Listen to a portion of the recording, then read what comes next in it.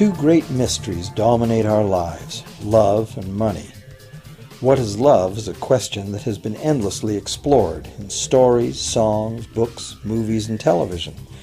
But the same cannot be said about the question, what is money? It's not surprising that monetary theory hasn't inspired any blockbuster movies, but it was not even mentioned at the schools most of us attended. For most of us, the question, where does money come from, brings to mind a picture of the mint printing bills and stamping coins. Money, most of us believe, is created by the government. It's true, but only to a point. Those metal and paper symbols of value we usually think of as money are indeed produced by an agency of the federal government called the Mint. But the vast majority of money is not created by the Mint. It is created in huge amounts every day by private corporations known as banks.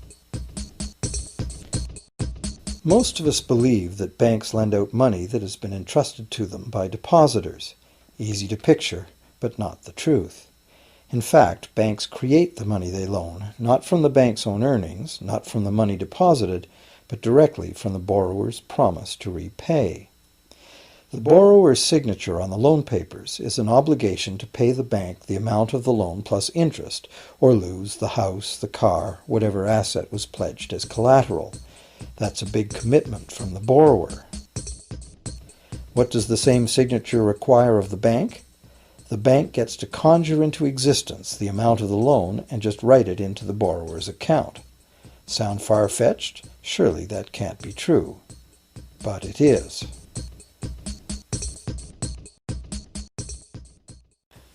To demonstrate how this miracle of modern banking came about, consider this simple story, the goldsmith's tale.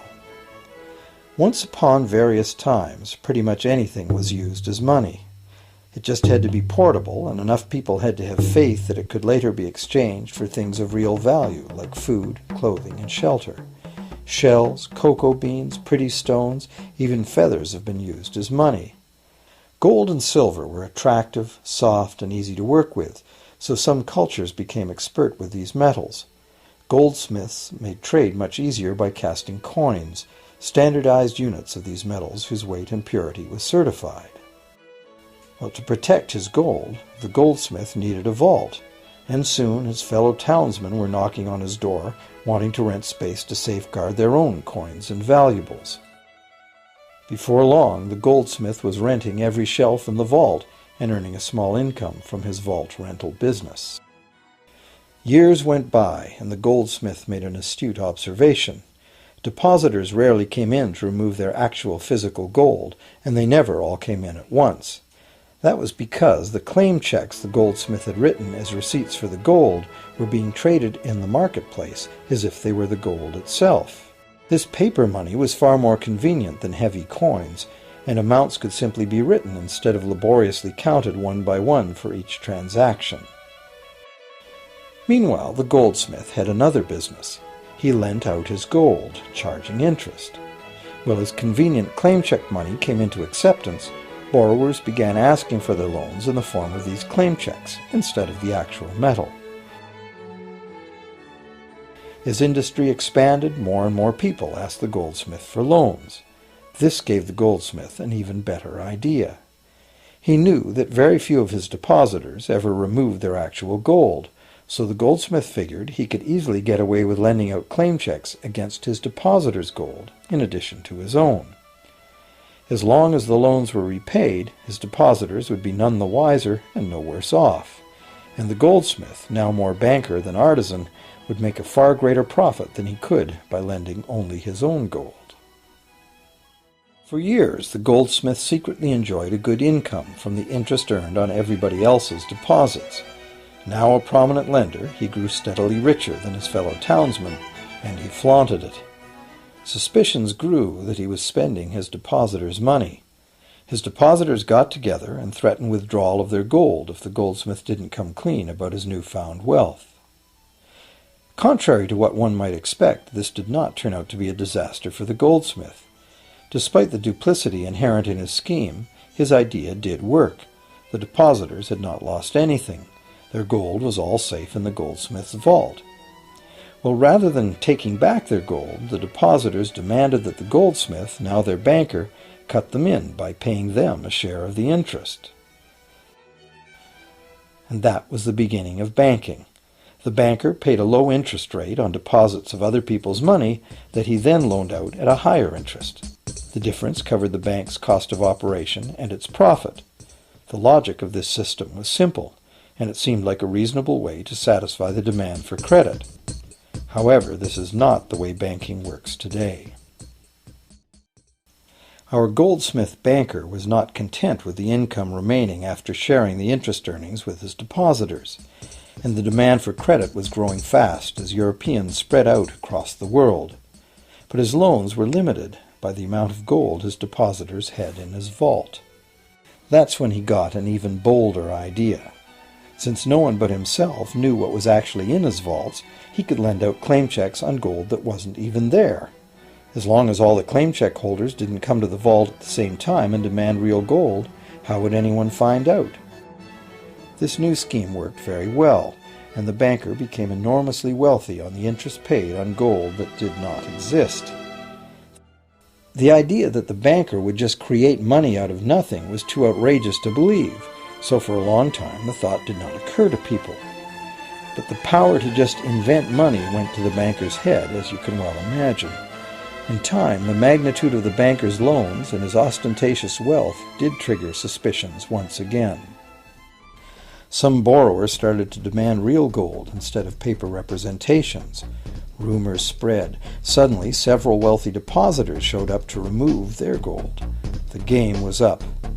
A sea of claim check holders flooded the street outside the closed doors of the bank. Alas, the banker did not have enough gold and silver to redeem all the paper he had put into their hands. This is called a run on the bank, and it is what every banker dreads. This phenomenon of a run on the bank ruined individual banks and, not surprisingly, damaged public confidence in all bankers. It would have been straightforward to outlaw the practice of creating money from nothing.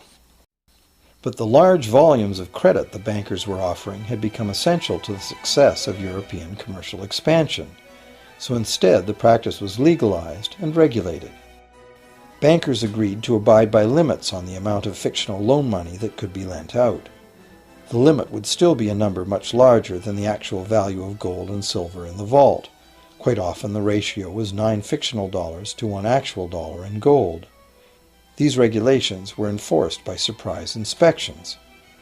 It was also arranged that, in the event of a run, central banks would support local banks with emergency infusions of gold. Only if there were runs on a lot of banks simultaneously would the banker's credit bubble burst and the system come crashing down.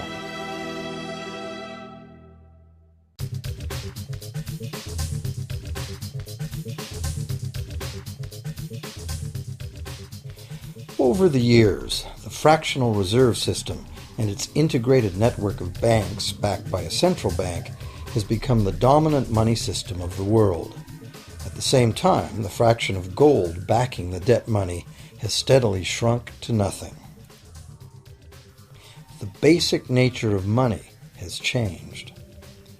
In the past, a paper dollar was actually a receipt that could be redeemed for a fixed weight of gold or silver.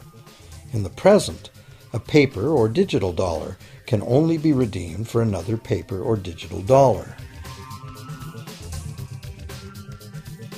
In the past, privately created bank credit existed only in the form of private banknotes, which people had the choice to refuse, just as we have the choice to refuse someone's private check today. In the present, privately created bank credit is legally convertible to government-issued fiat currency, the dollars, loonies, and pounds we habitually think of as money. Fiat currency is money created by government fiat or decree, and legal tender laws declare that citizens must accept this fiat money as payment for debt, or else the courts will not enforce the obligation. So now the question is, if governments and banks can both just create money, then how much money exists? In the past, the total amount of money in existence was limited to the actual physical quantities of whatever commodity was in use as money. For example, in order for new gold or silver money to be created, more gold or silver had to be found and dug out of the ground. In the present, money is literally created as debt. New money is created whenever anyone takes a loan from the bank. As a result, the total amount of money that can be created has only one real limit: the total level of debt.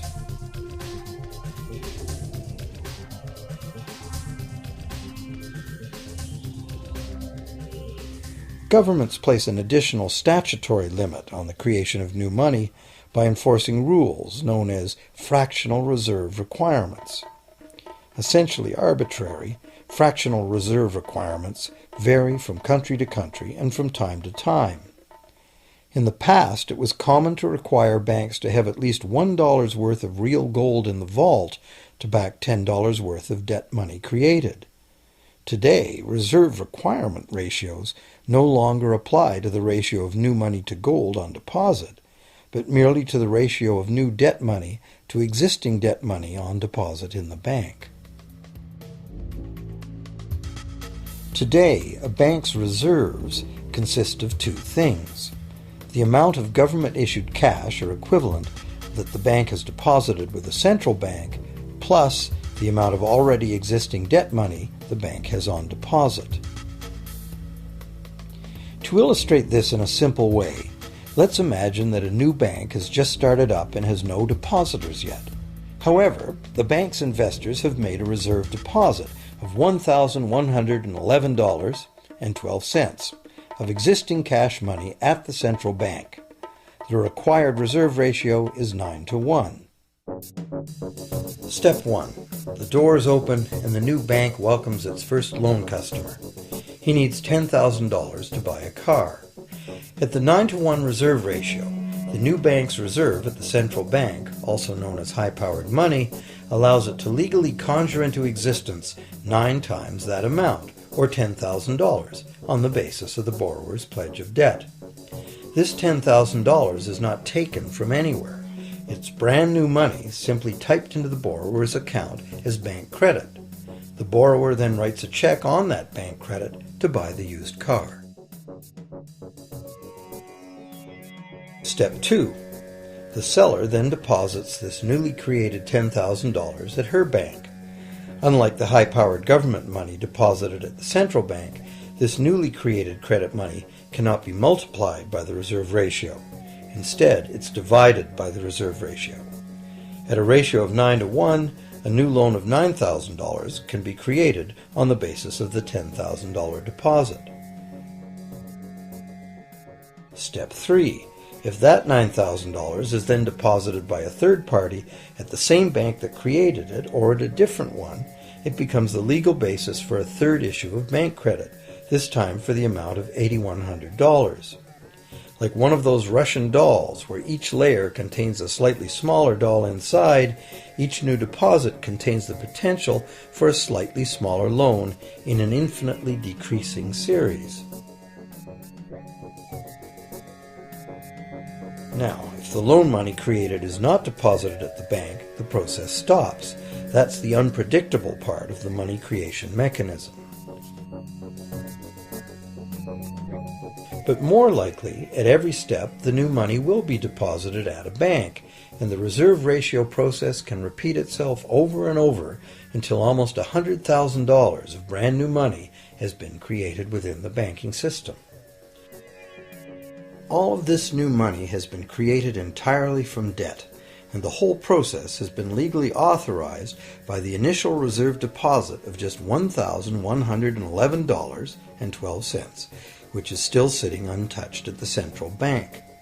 What's more, under this ingenious system, the books of each bank in the chain must show that the bank has 10% more on deposit than it has out on loan.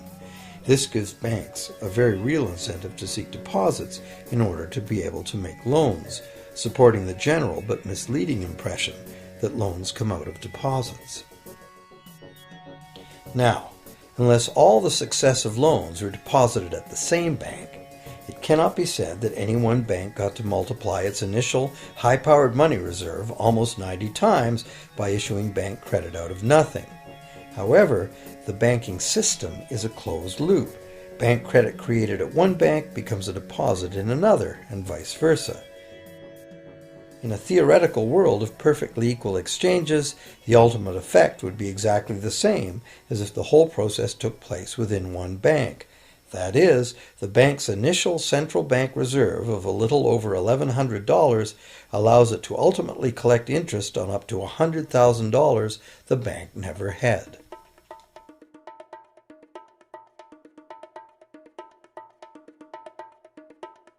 If that sounds ridiculous, try this.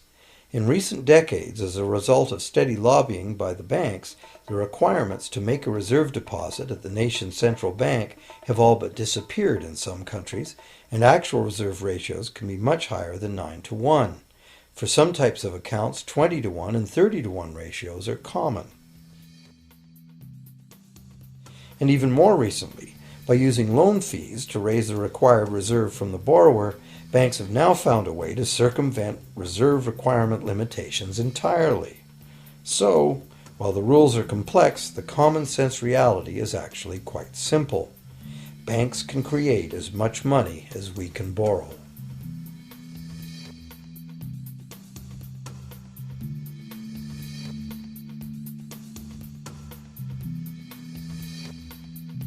Despite the endlessly presented mint footage, government-created money typically accounts for less than 5% of the money in circulation. More than 95% of all money in existence today was created by someone signing a pledge of indebtedness to a bank. What's more, this bank credit money is being created and destroyed in huge amounts every day, as new loans are made and old ones repaid.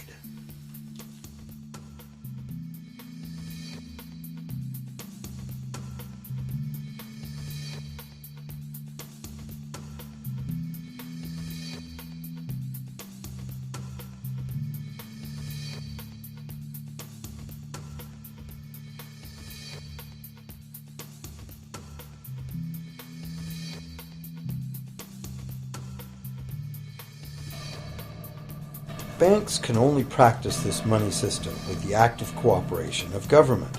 First, governments pass legal tender laws to make us use the national fiat currency. Secondly, governments allow private bank credit to be paid out in this government currency. Thirdly, government courts enforce debts.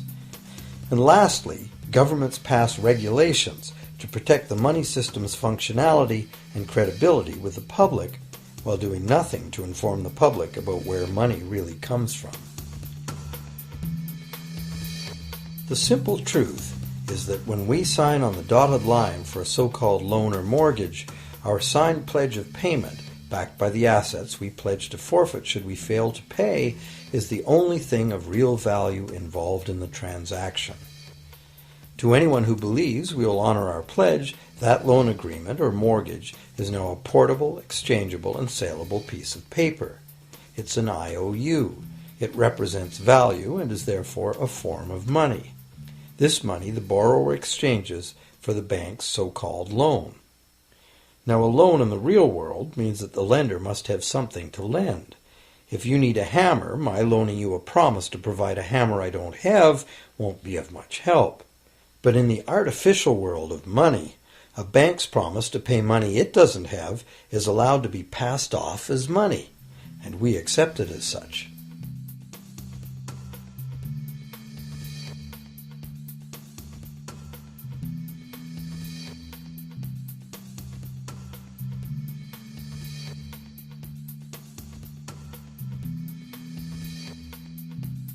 Once the borrower signs the pledge of debt, the bank then balances the transaction by creating, with a few keystrokes on a computer, a matching debt of the bank to the borrower. From the borrower's point of view, this becomes loan money in his or her account, and because the government allows this debt of the bank to the borrower to be converted to government fiat currency, everyone has to accept it as money. Again, the basic truth is very simple. Without the document the borrower signed, the banker would have nothing to lend. Have you ever wondered how everyone, governments, corporations, small businesses, families, can all be in debt at the same time and for such astronomical amounts? Have you ever questioned how there can be that much money out there to lend? Now you know, there isn't. Banks do not lend money. They simply create it from debt. And as debt is potentially unlimited, so is the supply of money. And as it turns out, the opposite situation is also true. Isn't it astounding that despite the incredible wealth of resources, innovation, and productivity that surrounds us, almost all of us, from governments to companies to individuals, are heavily in debt to bankers? If only people would stop and think, how can that be? How can it be that the people who actually produce all the real wealth in the world are in debt to those who merely lend out the money that represents the wealth? Even more amazing is that once we realize that money really is debt, we realize that if there was no debt, there'd be no money.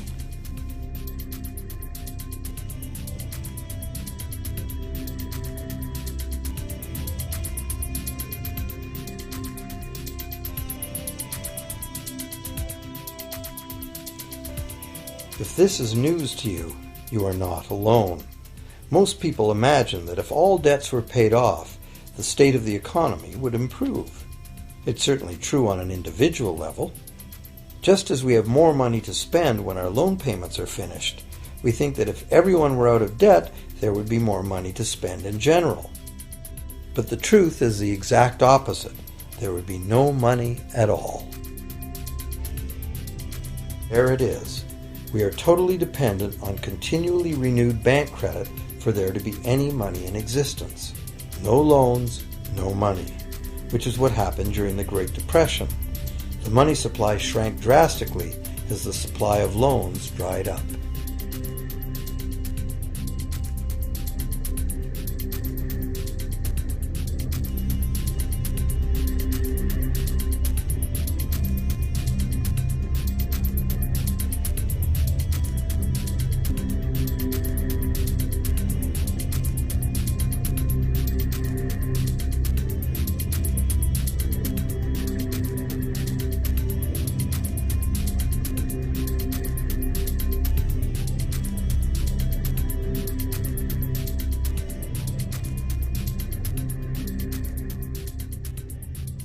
And that's not all. Banks create only the amount of the principal. They don't create the money to pay the interest. Where is that supposed to come from? The only place borrowers can go to obtain the money to pay interest is the general economy's overall money supply. But almost all that overall money supply has been created exactly the same way, as bank credit that has to be paid back with more than was created. So everywhere there are other borrowers in the same situation, frantically trying to obtain the money they need to pay back both principal and interest from a total money pool which contains only principal. It is clearly impossible for everyone to pay back the principal plus interest because the interest money doesn't exist. This can even be expressed by a simple mathematical formula. The big problem here is that for long-term loans, such as mortgages and government debt, the total interest far exceeds the principal. So unless a lot of extra money is created to pay the interest, it means a very high proportion of foreclosures and a non-functioning economy. To maintain a functional society, the rate of foreclosure needs to be low. And so, to accomplish this, more and more new debt money has to be created to satisfy today's demands for money to service the previous debt. But of course, this just makes the total debt bigger, and that means more interest must ultimately be paid, resulting in an ever-escalating and inescapable spiral of mounting indebtedness.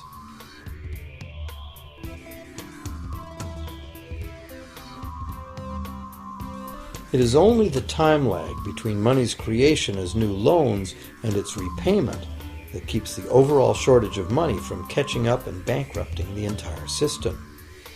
However, as the bank's insatiable credit monster gets bigger and bigger, the need to create more and more debt money to feed it becomes increasingly urgent.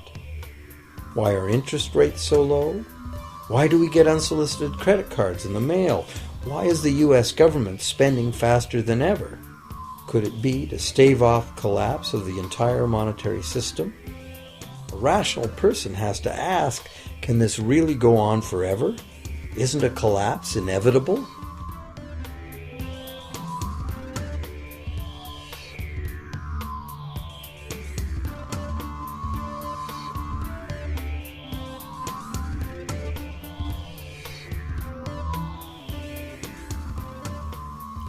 Money facilitates production and trade. As the money supply increases, money just becomes increasingly worthless unless the volume of production and trade in the real world grows by the same amount. Add to this the realization that when we hear that the economy is growing at 3% per year, it sounds like a constant rate, but it's not. This year's 3% represents more real goods and services than last year's 3% because it's 3% of the new total. Instead of a straight line, as is naturally visualized from the words, it is really an exponential curve getting steeper and steeper. The problem, of course, is that perpetual growth of the real economy requires perpetually escalating use of real-world resources and energy. More and more stuff has to go from natural resource to garbage every year, forever, just to keep this system from collapsing.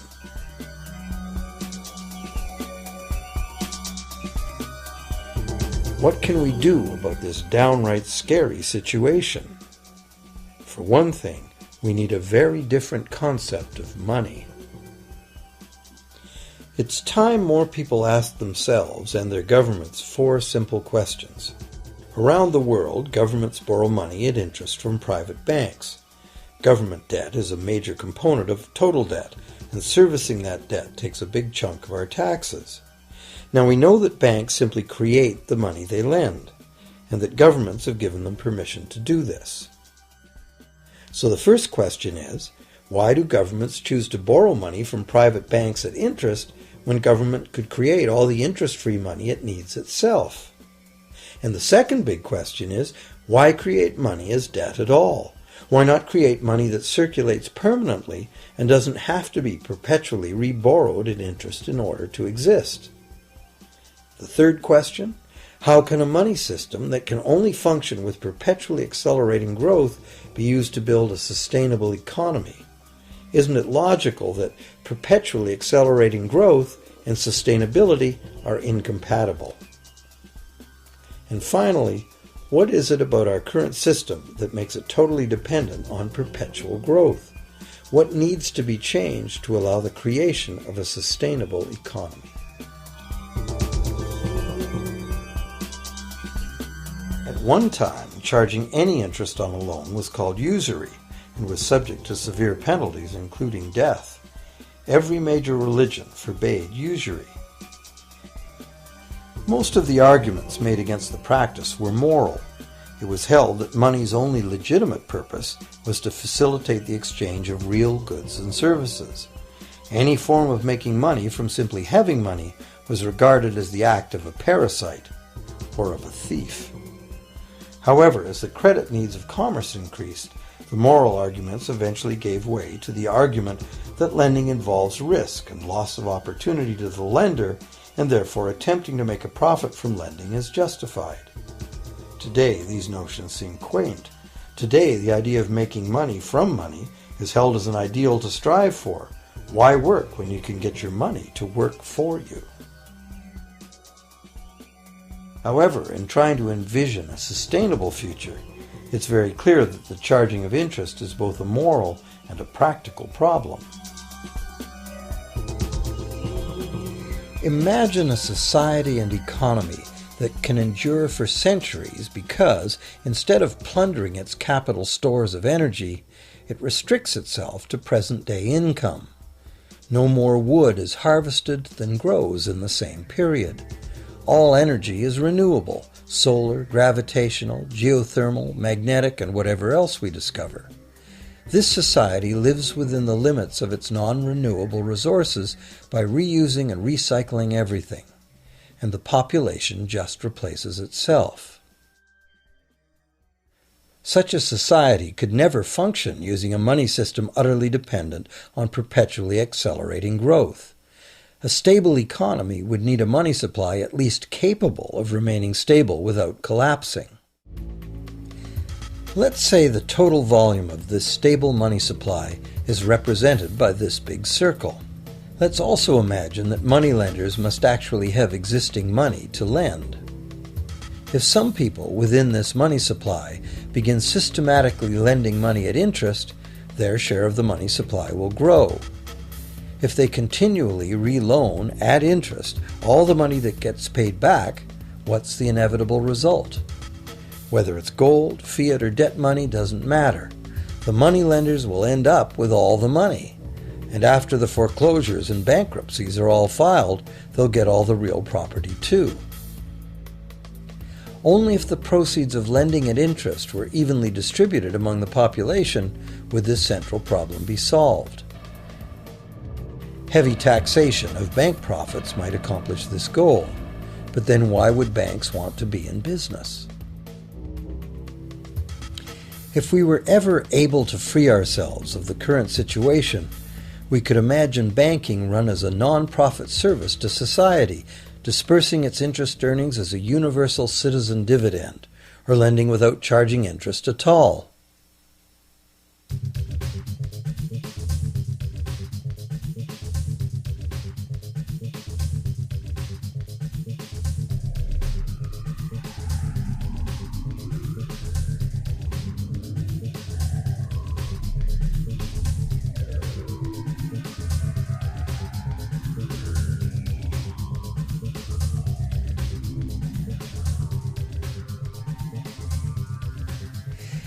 If it is the fundamental nature of the system that causes the problems, tinkering with the system cannot ever solve those problems. The system itself must be replaced. Many monetary critics call for a return to gold-based money, claiming that gold has a long history of reliability. They ignore the many scams that can be played with gold, shaving coins, debasing the metal, cornering the market, all of which were abundantly practiced in ancient Rome and contributed to its fall. Some advocate silver, it being more abundant than gold and therefore more difficult to corner. Many question the need to bring back precious metals at all. No one wants to go back to carrying heavy sacks of coins to go shopping. It's a certainty that paper, digital, plastic, or more likely biometric ID money would be the real medium of trade, with the same potential for creating unlimited debt money we have now. Beyond that, if gold again became the sole legal basis of money, those who have no gold would suddenly have no money. Other monetary reform advocates have concluded that greed and dishonesty are the main problems, and that there may be better ways to create an honest and equitable money system than returning to silver or gold. Inventive minds have proposed a variety of alternate ways to create money. Many private barter systems create money as debt, much as banks do, but it is done openly and without charging interest. An example is a barter system in which debt is expressed as pledges of hours of work, all work being valued equally at a dollar figure that then allows hours to be equated with the dollar price of goods. This kind of money system can be set up by anyone who can devise a way to do the accounting and find willing and trustworthy participants. Setting up a local barter money system, even if it were little used now, would be prudent emergency planning for any community. Monetary reform, like electoral reform, is a big topic, and one that requires a willingness to change and to think outside the box. Monetary reform, again, like electoral reform, will not come easily, because the enormously powerful interests that benefit from the existing system will do their utmost to maintain their advantage. Now that we've seen that money is just an idea, and that in reality money can be whatever we make it, here's one very simple alternative monetary concept to consider. This model is based on systems that have worked in the past, in England and America, systems that were undermined and destroyed by the goldsmith bankers and their fractional reserve system.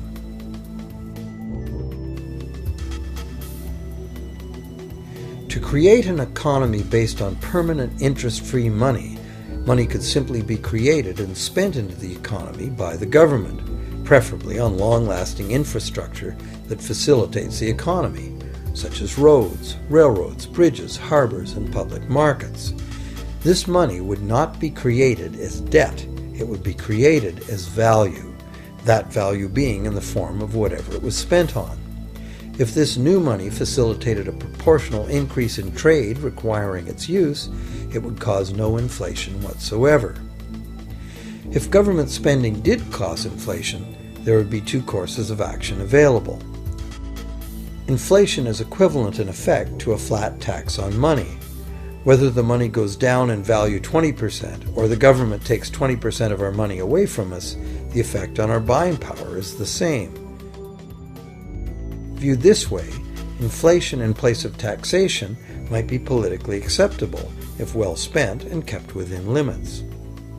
Or government could choose to counter inflation by collecting tax monies that it then takes out of use, thus reducing the money supply and restoring its value. To control deflation, which is the phenomenon of falling wages and prices, the government would simply spend more money into existence. With no competing private debt money creation, governments would have more effective control of their nation's money supply. The public would know whom to blame if things went wrong. Governments would rise and fall on their ability to preserve the value of money. Government would operate primarily on taxes, as it does now, but tax money would go much, much further, as none of it would be required to pay interest to private bankers. There could be no national debt if the federal government simply created the money it needed. Our perpetual collective servitude to the banks through interest payments on government debt would be impossible.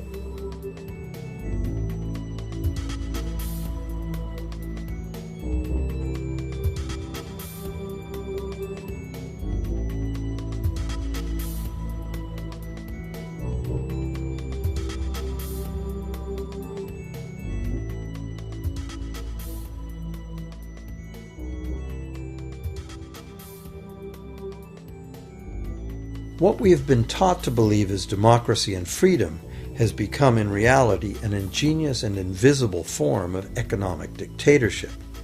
As long as our entire society remains utterly dependent on bank credit for its supply of money, bankers will be in the position to make the decisions on who gets the money they need and who doesn't.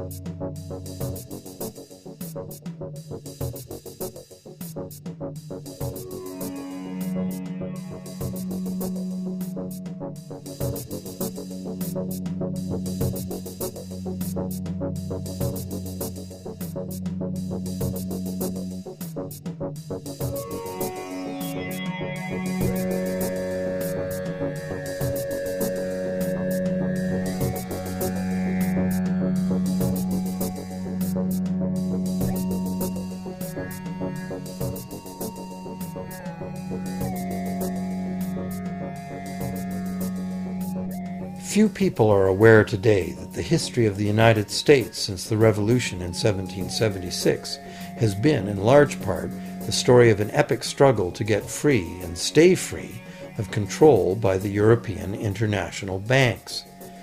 This struggle was finally lost in 1913 when President Woodrow Wilson signed into effect the Federal Reserve Act, putting the international banking cartel in charge of creating America's money.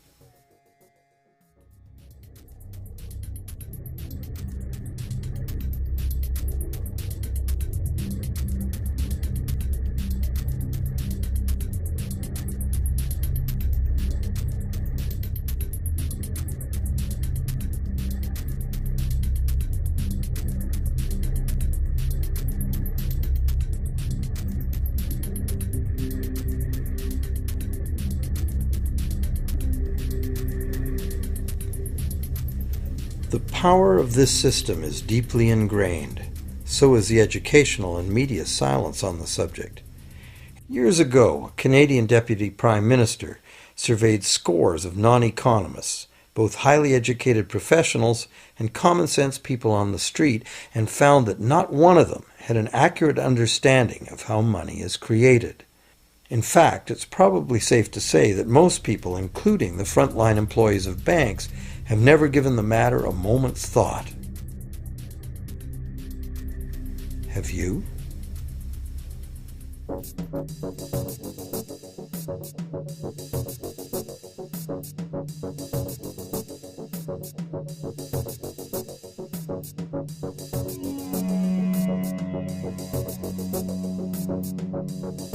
The modern money-as-debt system was born a little over 300 years ago, when the first Bank of England was set up with a royal charter for fractional lending of gold receipts at a modest ratio of 2 to 1. That modest ratio was just the proverbial foot in the door. The system is now worldwide, creates virtually unlimited amounts of money out of thin air, and has almost everyone on the planet chained to a perpetually growing debt that can never be paid off.